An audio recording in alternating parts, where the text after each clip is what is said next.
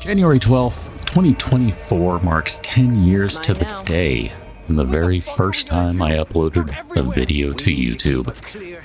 Ignore the game I'm playing today because I may or may not have already played it and may or may not be doing what I did way back then, which was recording the video and the audio separately. I don't do that these days, except in kind of specific circumstances, but here we are.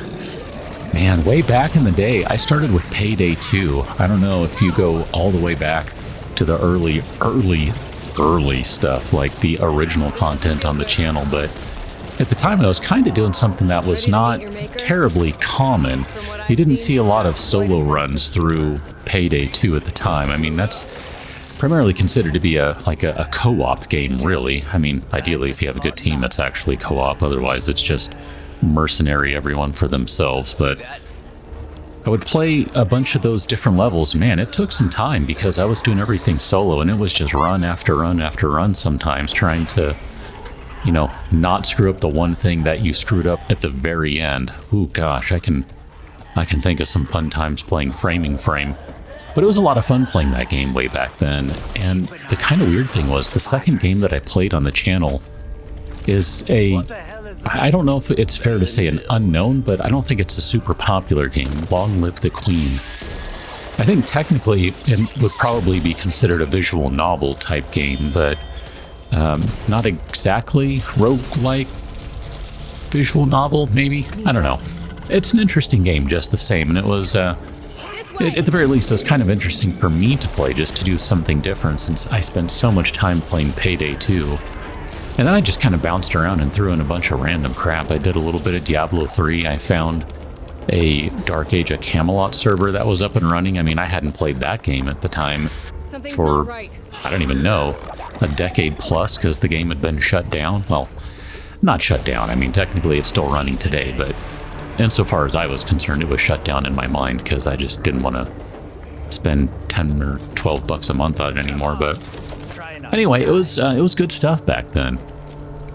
One of the first things you'll notice if you fire up one of those really old videos is that I have a short, I don't know, 3, 5, 6 second intro with really, really loud music. And I don't know if I've talked about this much, but the music came from our band at the time. When I say our, I mean myself and some friends. We would get together every week and we would just jam for a few hours. We started out in the early days with basically a microphone in the middle of the room to record ourselves, and eventually we moved on to some better equipment that allowed us to do to record individual tracks, so we could do some pseudo production and have something that sounded, I don't know, I mean, half decent. I'm not saying the stuff on there is great. It's definitely loud though, I'll tell you that much. And that was kind of intentional. It was just like, boom, let's be in your face. This is what we got going on at this channel, and just run with it. And eventually I realized that was a stupid idea. And that's why I just go straight into the videos now, because I don't actually think intros are good. I mean, I've ranted against them in other places, and it's neither here nor there, but it was a lot of fun. And I will tell you, I miss the days of playing with the band, only because, you know, it's a good time hanging out with my friends and just sitting there and playing music. I mean, it doesn't get much better than that. If you don't play a musical instrument, man, I'm just telling you, it's great. It really truly is. It's good stuff. But, you know, a lot of stuff has happened in 10 years, and it all kind of started really with trying to figure out what I wanted to do on the channel in terms of the overall sort of direction of things.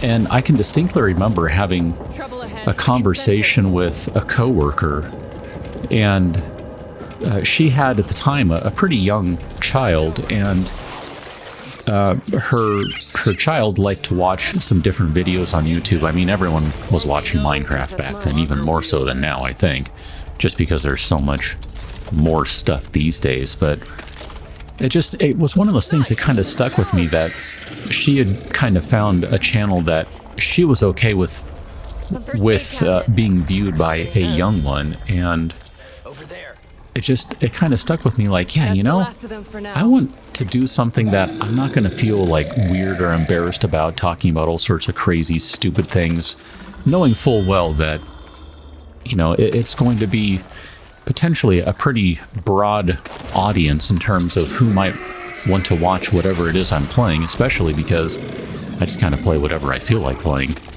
And that kind of led me down the road of more or less censoring myself. And that's not to say that I do that all the time in real life. I mean, if I'm trying to be somewhat more respectful and all that sort of jazz, I try to, but, you know, some days are better than others. But on the channel, you know, it's hard sometimes when you play games that really don't follow that same guideline, and that had to be something that I just kind of reckoned with eventually, namely that, you know, I'm going to play stuff that I want to play, and sometimes you're going to have things that people say or do or whatever just happens in games that, you know, there's something to be said for maybe, just maybe, a little bit of shared responsibility and things. So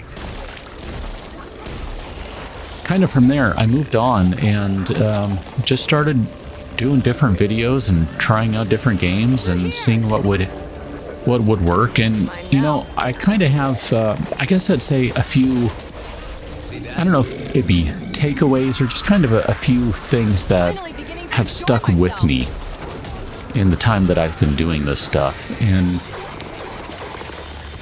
there's, I don't know, I mean, I could really just start naming off like one thing after another, but I'll try to limit myself to just a few here. I mean, this is kind of a stream of consciousness thing, and I'm going to end up losing the thread if I don't pay a little bit of attention to what I'm trying to say. But one of the bad things that happened kind of early on was I got a key from a developer or publisher developer, I'm not sure which, I don't remember, it's been so long, for a game that I was playing, and it was interesting enough. It's I don't even know how to describe it. It's kind of a bare bones simulation, so to speak. Honestly, I don't even remember the name of the game at this point, and I don't think you can find it on the channel because I ended up having to delete all of the videos because, and I'm going to try to be very careful about how I say this, allegedly the developer of the game used stolen assets from another game,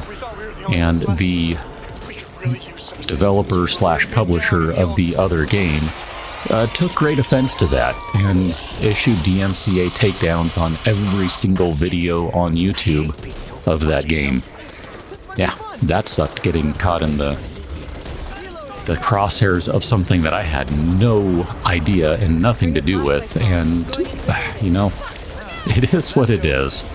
We got everything sorted out, moved on, the strikes were removed, everything was fine. And I want to be clear when I say DMCA takedowns and copyright strikes, it was not content ID where, you know, ooh, you used music that someone else is claiming, which I've had that happen too with music that is indeed completely 100% Creative Commons, but at some point I got tired of fighting that. But just the same, that was an interesting moment for me that kind of gave me a little perspective on being careful about what gets posted and who does what and all those sorts of things. So in a very real sense, that was kind of a formative experience for my time on YouTube, and thankfully most things have been better. That's kind of the 1/2 bad things, but we'll try and stick with more positive stuff from this point out. So in terms of like the good takeaway things, the things that are actually kind of fun to share rather than wallowing in the misery of that experience, because let me tell you, that really messed with my head for a while. I was not prepared for the impact some of my videos would have on folks. And I say that with real and true humility and just genuine surprise. Like, by the time I finally moved on to playing something in a more serial way, and I mean S-E-R-I-A-L, not cereal like the cereal I keep picking up in this game.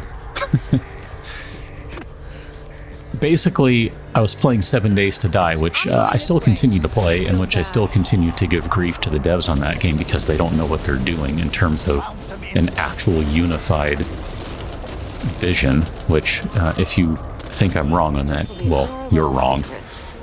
But aside from playing that one, I ended up playing Ark, and I had no idea that Ark Survival Evolved was going to be this huge game. I mean, in hindsight, duh.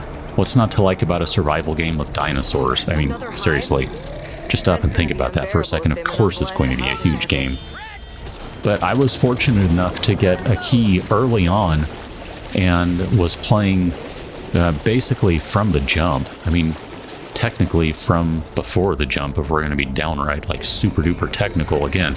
I was very fortunate. Wildcard didn't know what they were doing giving me a key, but I tell you, I'm pretty sure I sold a lot of copies of that game, which was fine because it was a good game. But the thing I wasn't prepared for is that was the first game that really taught me that what I'm doing, it really is more than just me sitting down and playing a game. And I know that might seem obvious to some people, but at the time, this was, I don't know, this was kind of a wild and crazy thought to me that I hadn't really given it much thought. I was just some dude playing games on the internet and talking over them while I'm playing. And the next thing you know, I'm hundreds of episodes deep into playing Ark, and just comments like crazy. The channel is exploding in growth. Views are just skyrocketing. And the strangest thing happens. People actually like what's going on, and they get attached to the creatures in the game that we've tamed. I mean, I can't even tell you. There were, I can think of at least 2 off the top of my head. Freya, and I think it was, I don't know, was it Big Bird? When those, well, I mean, I guess this is a bit of a spoiler, but when bad things happen to them, that, I think, had genuine impact on people. Like, there were people who were genuinely sad and who were just moved that something happened. And, you know, I tried to honor those characters in the story I was telling because they were important to me too. And that's kind of the funny thing about all of it, is it's really a double sort of point. I was unprepared for what other people would think about it, but I was also unprepared for what I would think about it. Like, I didn't realize how I'd become attached to those characters. And, you know, this is kind of a funny thing, and it's maybe a conversation for another day, but there's a certain amount of creativity that goes into what we do with these videos. And I don't know, I mean, everyone has their own approach, and maybe I'm just, you know, I don't know, feels bad. Up my own butt, as the saying goes, in terms of I'm just thinking I'm doing something amazing and artistic when I'm not. And it's not that I think that, but there really is a certain amount of creativity that goes into some of these games. Compared to the game I'm using for this video, this one's pretty much straightforward. The creativity is how you approach the situation and get through the level, because it's all a very linear progression from point A to point B. But when I'm playing something like Ark or 7 Days to Die, some sort of big open world survival game in which you have to choose what your story is and kind of just all of those different things, there's a certain amount of creativity that goes into that. And that takes energy. And anytime you're doing something creative like that, that comes with investment. It creates investment. And I wasn't prepared that people, more so than me, but even me, would end up having some actual thoughts, emotions, and feelings about all these things, which, you know, it reminds me of a quote I read many, many years ago, and I'm going to paraphrase it because I don't remember exactly what she said, but Margaret Weiss, who you might know as one of the authors and creators of the Dragonlance, both setting, world, series of books, game settings, etc., said something to the effect of, if you manage to evoke emotion in your readers, then as a writer you've succeeded. And I think in the same vein, if I've managed to evoke some emotion in folks viewing videos, I can only view that as a win. And to be clear, I'm not doing rage crap or anything like that, and I'm not intentionally trying to manipulate. So those things are happening naturally, organically, which it has.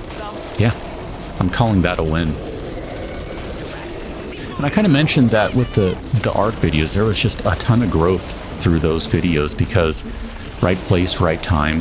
And, you know, that taught me a little humility, because once I stopped playing the game, because I grew just incredibly tired of it after going from one version of the game to another, just like non-stop, and all of the grind involved in it. And don't get me wrong, I don't hate on the game or its DLC or its various maps or anything. I really truly don't. I just burned out on it. It was too much of a good thing. But it taught me a lot that if you don't play what people want to see, you know, they might not follow, and that's okay. The channel saw a ton of growth as a result of that, and it has contracted a little bit too, because I stopped playing the one thing everyone wanted to see. And, you know, that's okay, because at the end of the day, I'm still doing what I want to do and what I'm good with, what I'm happy with, what I feel comfortable with doing. And so long as I'm doing that, I'm not too concerned about the rest of it. It'll all come out in the wash. It's not a big deal. But the kind of last thing I'll leave you with, and this is perhaps the single most important thing I can say in this video, is I wasn't prepared for the connections I've made since firing up this channel 10 years ago. And in that, I mean, I have made genuine friends, genuine friendships with people I never knew existed, and had I not done this whole video thing, never would have known existed. I mean, that's kind of the joy of the internet, right? Is I know just from looking at the analytics that people basically across the world watch this channel, and that is just mind-blowing to me. Like, you gotta stop and think about that for a second. Coming from a completely different perspective, if you were, like, I don't know, Generation Z or whatever the very young folks are these days, you're growing up in a different world than I did. You have different expectations, you have different experiences than what I had. And for me, this is crazy. Like, this is just straight up crazy. And, you know, it comes with a good and bad. I'm definitely incredibly glad, happy, fortunate to have made the connections I have. But last year, that came with some real heartbreak when one of those people, one of my very early viewers, and someone who, you know, we just kind of connected because there are a lot of similarities, a lot of commonalities. We lost that person, and that really hurt. I mean, you know, I talked about it a little bit around when that happened, and that's not my story to tell, and I'm not going to tell that person's story. And, you know, the thing is, like, I never met this person in the quote-unquote real world. You know, we've spoken and all that, but never, like, really been in the same room. And so for me, it's a completely different experience than for that person's, you know, family and friends. And I completely 100% honor that. That's not something I'm trying to take on or to take over. Not at all. But it still hurts, you know? I mean, this isn't just... It's not just, you know, transitory stuff. It's not just, you know, this sort of whatever sort of thing. I mean, this is reality. These are lives. These are people. And it hurts when you lose someone, you know? It really does. Something's wrong. And I was not prepared for that kind of connection. And maybe in a more general sense, kind of going back to what I started with, the idea of having an impact on people. I wasn't ready for that. And in some respects, it still just blows my mind. And It was only a few days ago, one of my friends kind of reminded me of that, and it's just, it's very interesting what you discover when you do this sort of thing. And for me, it's hard because I'm a very private individual, and I don't want to have, I don't want to be front and center on everything. That's not my desire. My desire is to maintain my anonymity and to more or less be left to my own devices. But I recognize that that's not necessarily something that you can easily do when you're running a channel that is free to everyone to view and all that jazz. And so there's an interesting balance that comes into play with all of it. And it comes with that reminder that at the end of the day, you might not think what you do has any real value outside of just kind of some brain dead entertainment. And maybe for most it doesn't, but for some, it really does. And that's what I find so just humbling and fascinating and interesting and just touching about doing all of this stuff. And well, we certainly showed them. You know, those are the reminders of maybe not why I started the channel, because why I started the channel is I just thought it'd be fun to play some games and share that. I mean, I wanted to play Icewind Dale 2 way back in the day, and I didn't have the means to do that, to do it in video format. And by the time I was finally able to, well, you know, I was a little late to the game. I would have been in the very, very first group of people doing it on YouTube if I had done it back then, but, you know, years later, I finally got to it, and the reason I still do it now is, one, because it's fun, and two, it's crazy. I had never thought I would be anyone that had any sort of impact on people's lives by way of playing some silly video games, and yet here we are. It's been a lot of fun. 10 years of doing this, and honestly, I don't know how much longer I'm going to do it. That's not to say that I'm planning on stopping. It's just, honestly, I never thought I was going to do it for 10 years. I wasn't sure I would do it for a year. I mean, you look back at the early days and the posting schedule, it changed up a few times. It was a while before I ended up doing 5 a week or 5 a week plus another 5 a week or 3 a week or whatever. That changes depending on how much time and energy and all that stuff I have. But I don't know. I'm going to keep doing it as long as I'm enjoying doing it. And when I no longer am, I'll probably stop or at least slow down more. But for right now, I'm enjoying the crap out of this. So if you've been with me since the very beginning, or if you've been with me since today, whatever the case may be, I appreciate you hanging out. It's a good time. I have fun. I hope you have fun too. I'm still just blown away that I've been doing this for 10 years and that I have people who've been watching for a significant portion of that time. It is absolutely bonkers to think about, and it's just really, truly humbling and awesome. So, back to the usual stuff. The next time around, you see some videos posted on the channel. If you're watching in real time, this is on a Friday, so that means enjoy your weekend. We'll pick up on the Monday with something else.